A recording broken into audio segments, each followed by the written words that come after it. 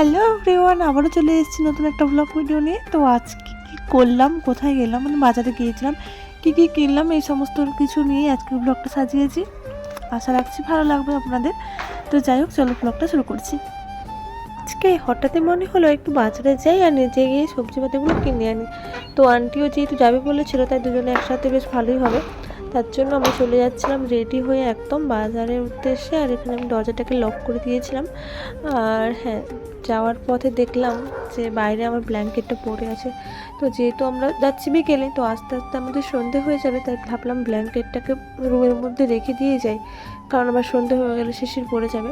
যেহেতু এটা ফাইনালি সমস্ত রকম কাজকর্ম সেরে বাজার চলে গিয়েছিলাম। তো আমি বাজারে যাওয়ার সময় কোনো রকম ভিডিও নিইনি, কী কী নিয়েছি বাজারে না নিয়েছি সমস্ত কিছু বাড়িতে এসে আমি বাড়িতে আসার পর দেখছি আমার বড় চলে এসেছে। তো আমার জন্য কী কী এনেছি বা আমি কী কী নিয়েছি সেগুলো সব তোমাদের সাথে শেয়ার করছি। তো এখানে নিয়ে এসেছিলো চিকেন পকোড়া, মানে খাওয়ার ইচ্ছা হচ্ছিলো, তো ও বলেছিল কি নিয়ে যাবো স্ন্যাক্সের জন্য, তো ও নিজে এনেছিল চিকেন পকোড়া। আর এখানে নিয়ে নিয়েছি রাস্ক বিস্কুট, মানে চায়ের সাথে খাওয়ার জন্য এটা সব থেকে মানে আমার ফেভারিট। আর সাথে নিয়ে নিয়েছিল একটু দেশি ঘি, যেহেতু বাড়ি থেকে ঘি আনতে একদম ভুলে গিয়েছিলাম। আর বিরিয়ানি আমরা যেহেতু খাই, তো তার জন্য ঘিটা খুব লাগে। আর যেহেতু শীতকাল, তার জন্য একটা পেয়ার সামন আনতে বলেছিলাম, তো ওটাও এনেছে। আর ম্যাগি, সকালবেলা ম্যাগি করেও খেয়ে যায় অফিস, মাঝে মধ্যে, রোজ না, রুটি খেয়ে যায় এরকম। আর কিছু বিস্কিট, আর সাথে এনেছে দারচিনি, এই সমস্ত কিছু। সব থেকে একটা ভালো জিনিস এনেছে, যেটা হচ্ছে কি ডেইরি মিল্ক, যেটা আমি অনেক ভালো খাই, মানে অনেক পছন্দ করি। এটা পেয়ে গেলে আমি অনেক খুশি। তারপরে আমাকে যা কিছু করতে বলবে 1 মিনিটও টাইম লাগাবো না, করে দেবো। তো যাই হোক, আমি বাজার থেকে যেগুলো এনেছিলাম সেগুলো এখন তোমাদেরকে দেখাচ্ছি।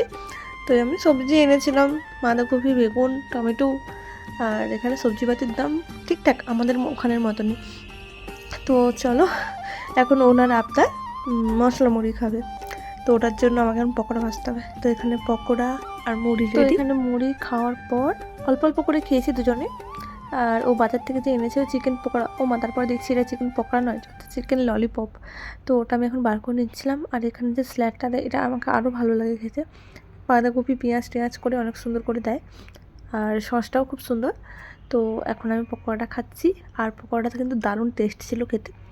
তো আমরা তখন পকোড়াটা খাই, আবার সেই পকোড়া হয়ে যাচ্ছে, ললিপপটা খাই। আর তোমরা আমার ব্লগটাকে লাইক করে দিও, আর হ্যাঁ, কেমন লাগছে জানিও।